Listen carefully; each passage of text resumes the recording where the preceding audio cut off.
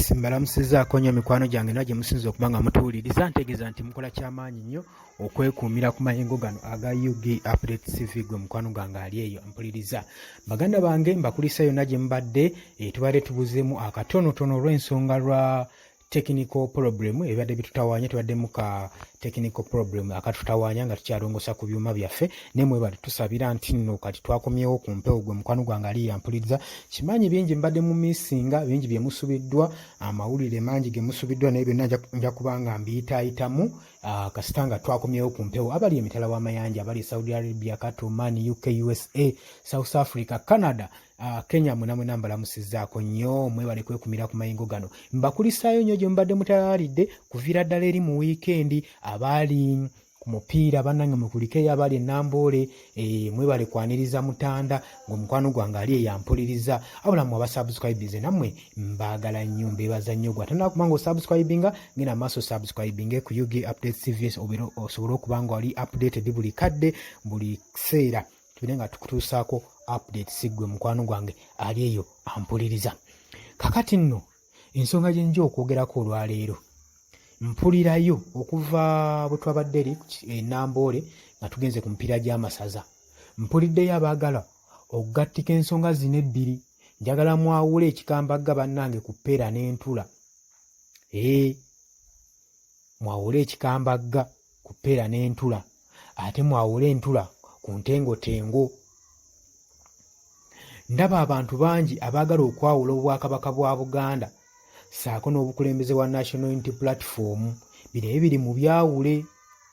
Waliyo abavaayo nga bagamba nti Pulezidenti Robert Kyagulanyi Ssentamu yeesukkulumya okusinga Ssaabasajja Kabaka Kabaga. Ekyo mukifulambu kyamu kubanga twagala obbategeeza Robert Kyagulanyi Ssentamu mwana nzawala ya wano mu Buganda, alereddwa wano mu Buganda, akulidde wano mu Buganda, Obuganda bwe bumuleze era mwana mu nnyumba.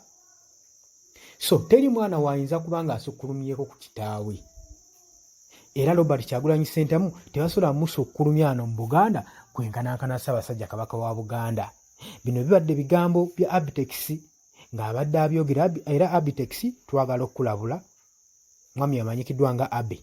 Twagala okukulabula enjiri gy'ogenda opreachinga nti Robert Kyagulanyi Ssentamu yayanirizibwa mu bitiibwa eby'amaanyi n'okusinga Ssaabasajja Kabaka mu yalaga ettutumu okusinga Ssaabasajja Kabaka wa Buganda.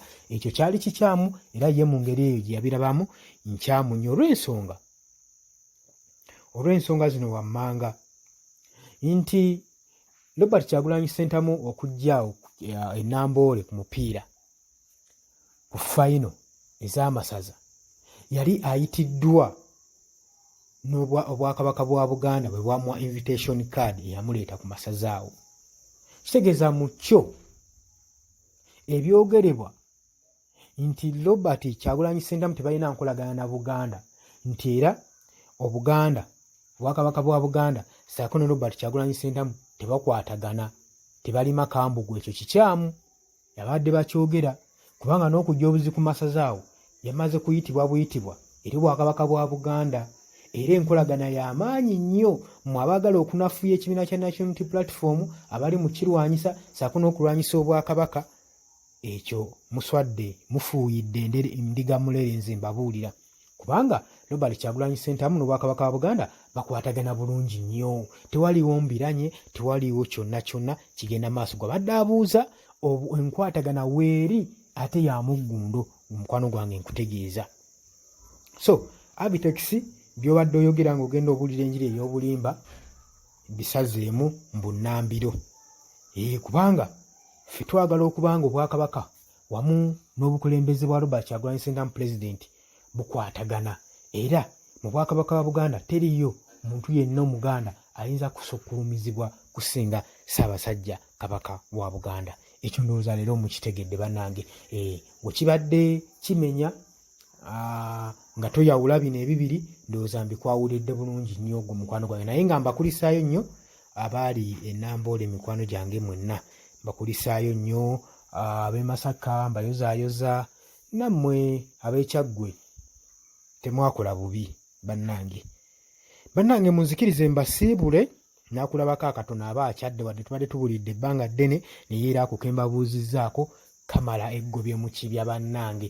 Naye kyenjagala mutegeere mwe batannakubanga musubscribinga mugende maaso musubscribinga olw'ensonga nti tugenda mu biseera bya kalulu kengedde. Olabanga akali wano naye katuuse dda.